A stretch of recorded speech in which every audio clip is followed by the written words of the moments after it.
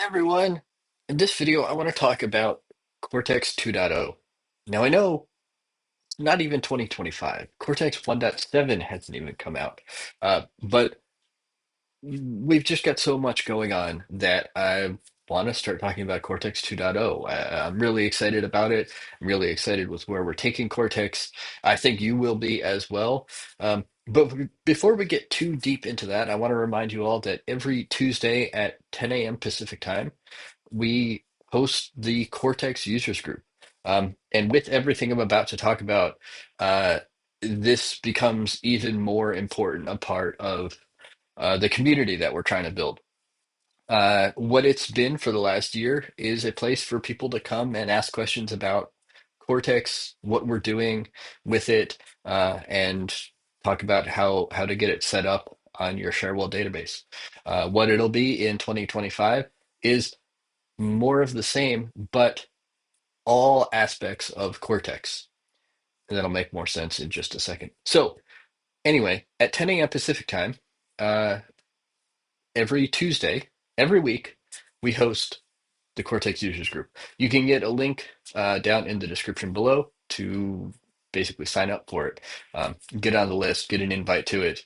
Uh, and if you have any questions about that, leave a comment down below on the video, or you can reach out to me as well. We'd love to have you in the Cortex users group. Everybody's welcome, whether you're using Cortex, thinking about using Cortex, integrating with Cortex. If you're another software vendor and you want to come talk about what we're doing and what you're doing and how we can work together, that's you're more than welcome as well. This is really intended to be for the community, for the entire community. So, with that in mind, let's talk about Cortex 2.0. Well, let's actually take a step back a little bit and talk about Cortex 1.7. So, at time of recording, it's basically the end of 2024. 2025 is about to start, and we've been saying for the last couple months, since we released 1.6 at the end of October, that Cortex 1.7 was coming out at the end of December. Now, the end of December is always tricky because there are two major holidays right at the end, right? Christmas, New Year's. Technically, New Year's is in January, but right at the end of the year, beginning of the next year.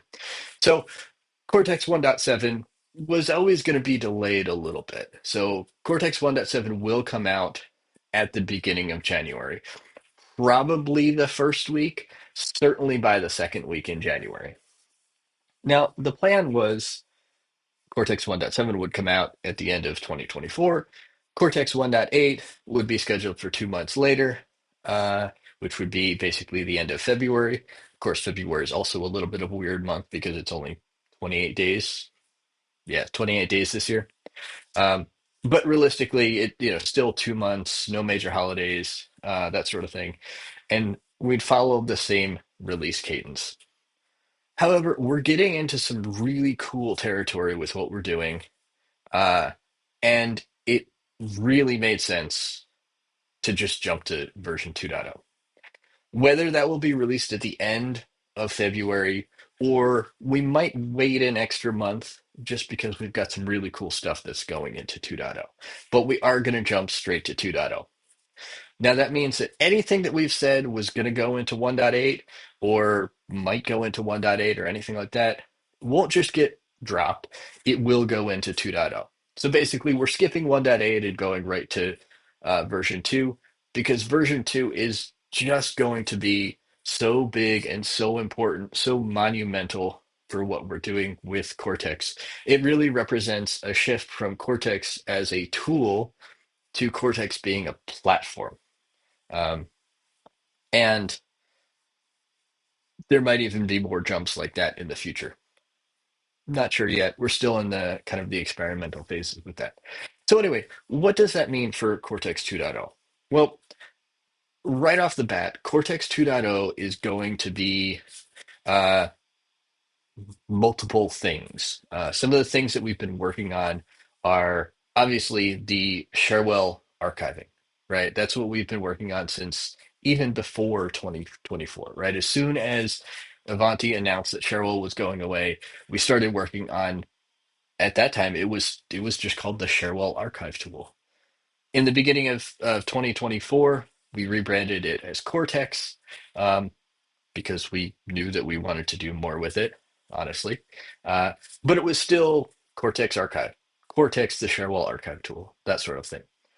We'll continue to develop that. There are still features that we want to add. There are still um, more databases that we want to support. We want to go back further in history because there are some people running really old versions of Cherwell that we just don't support quite yet. That's something that we still want to add. So that'll always be something that you can do with Cortex. The second thing that's going to happen in 2.0 is Cortex for ServiceNow. What does that mean? Well, with Cortex for Cherwell, which is what everyone knows as Cortex is going to be kind of rebranded as, uh, you get a copy of your Cherwell database. It is never going to change. And you run Cortex as a layer on top of it, and it gives you access to all of the data.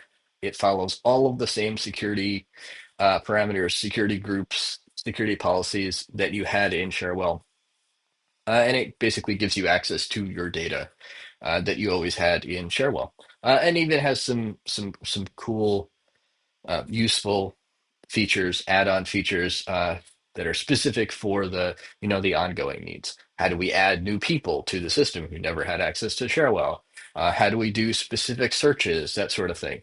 Um, Now, what we're doing with ServiceNow is basically the same thing. So whether you're leaving ServiceNow or replatforming, you can always get a database of ServiceNow, and that's worth doing an entire video on. There are multiple ways to do that, but you get a copy of your ServiceNow database and you run Cortex the same way you would run Cortex for Cherwell. And it provides all the same information. You see all the records, you see all the relationships, you see all the attachments. So it's basically what you know of Cortex from its use case for Cherwell, doing the exact same thing for ServiceNow. Again, for whatever reason you want to get access to your ServiceNow data or visualize it in that same way.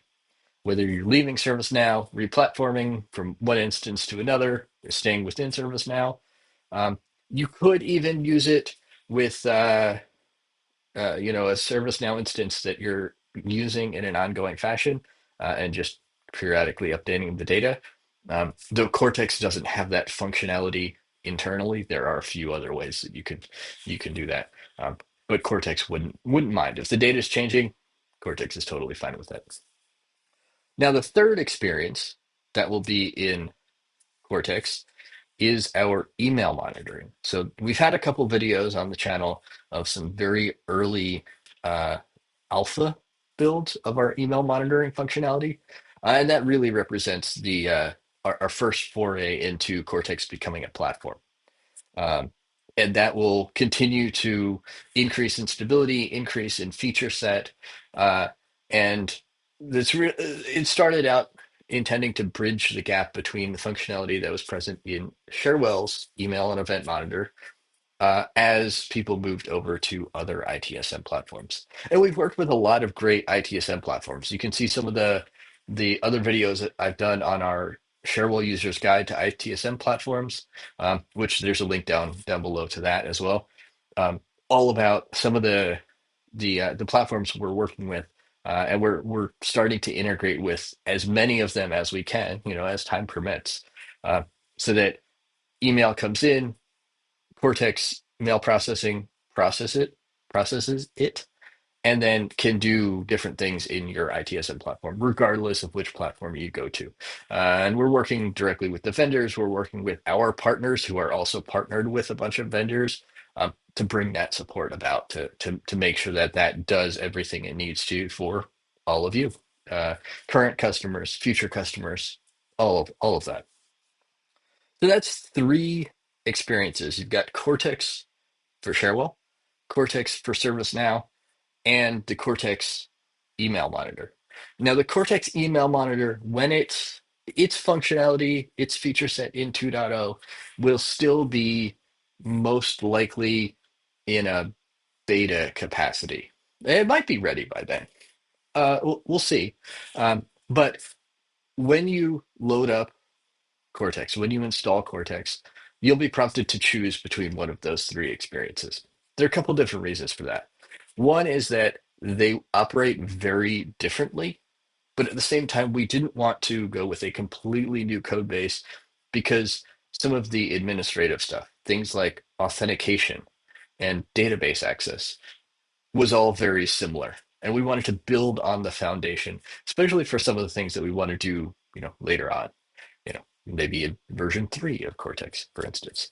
Uh, it just made sense to build on the same foundation that we've been using with Cortex. But it really only makes sense to run a particular install of Cortex in one of those three modes. You're not going to have your Cortex for Cherwell also talking to a ServiceNow database. Maybe your company does have both Cherwell and a ServiceNow database, but they're going to be in different states and probably have different access requirements and that sort of thing. So it didn't really make sense for one platform to operate in both of those modes at the same time. Similarly, email monitoring, it really makes sense to separate out a, an operational piece for current operations away from historical operations. And finally, the licensing is going to be different for all of them. Just because the use case is different, the access requirements are different, um, and the resource requirements, both from a operational compute resources standpoint, um, and just kind of how it fits into an organization is a little bit different. So one platform, one package, but at least for right now, it is effectively multiple SKUs. Now, I will say one of the things that Cheryl was big on, one of the things that a lot of other ITSM companies are really big on, because it differentiates them from ServiceNow is a big one, is the one SKU, one platform, one, you buy the license and you get access to everything. Whether you turn on certain features or not, that's a separate story, but you only have one SKU, one license price point to worry about. And I actually really like that. And long term, that's absolutely where I want us to be. That's absolutely where I want Cortex to be. It just doesn't make sense for this particular scenario right here. So at least for now, there's a SKU for Cortex for Cherwell, one for Cortex for ServiceNow, and one for Cortex email monitoring. And they will be separate. Cortex for Cherwell and Cortex for ServiceNow are, well, will be available for sure with Cortex 2.0. Full production ready, stable. Um, Early demos are available for Cortex for ServiceNow. Again, it's not actually part of Cortex 1.7 or, the aforementioned not going to happen Cortex 1.8. Um, but in Cortex 2.0, that will be live. If you want a demo of Cortex for ServiceNow, if you want to talk about that and get on the list for actually being able to purchase it when 2.0 is released, or even start running some of the early betas, definitely not any of the alphas, but maybe in a beta um, in a test environment or getting ready for production, let us know. My contact information is down in the video description. And we would love to work with anyone who is looking to use Cortex for ServiceNow, um, when it's fully released. Cortex email monitoring will probably have specific betas, specifically tailored for it over the next few months. There is an active beta program right now. We're working with a few selected folks, actually in alpha. So at the end of 2024, we were working with folks during the alpha timeframe. But as we get closer to beta, we'd love to expand uh, that that that pool of customers. Um, and certainly when it comes out in 2.0, which might be stable, it might still be kind of that feature might be in a kind of a pre-release mode, experimental mode. Um, but we'd love to get you on boarded as well. So if you're interested in that, definitely contact me using the information down below. I'd love to show you what we've been working on, how it works, what we're integrated with, and make sure that it will work for you. So that's Cortex 2.0, kind of in a nutshell. I know I've been talking a lot. Sorry, no demo today, but in the coming weeks, we'll have demos on all of those products, all of those facets. So Cortex for Cherwell, Cortex for ServiceNow, and Cortex email monitoring. I'm really excited about what we're going to be doing in 2025. I'm really excited about Cortex 2.0 and what that's going to bring. I hope you are as well. Again, Cortex 1.7 is still coming out in early January. Absolutely. That isn't going anywhere. It's just, I'm so excited about what we're doing for Cortex 2.0 that I wanted to get this video out there before, now, just now, because, regardless of when 1.7 is getting released. So 1.7, early January, 2.0 is the next version, which will have significant improvements to Cortex for Cherwell, the Cortex for Cherwell experience. It'll have the Cortex for ServiceNow experience, and it will also have the Cortex email monitoring experience. Um, and there will be an obvious way to configure which mode you're running Cortex in, um, on a particular machine, and appropriate license handling for all of that. If you have any questions about any of that, please don't hesitate to reach out to me. My contact information is down below. You can also see a bunch of this stuff on our website, where the website's actually catching up to the video. So some of this stuff is not on there quite yet, but it will be soon. And of course, come to the Cortex users group every Tuesday at 10 a.m. Pacific time. You can ask about any of these things. All three of these great experiences are part of Cortex, and are all fair game to be discussed at the Cortex users group. I hope to see you there, and I'll see you certainly in the next video. Thanks for watching.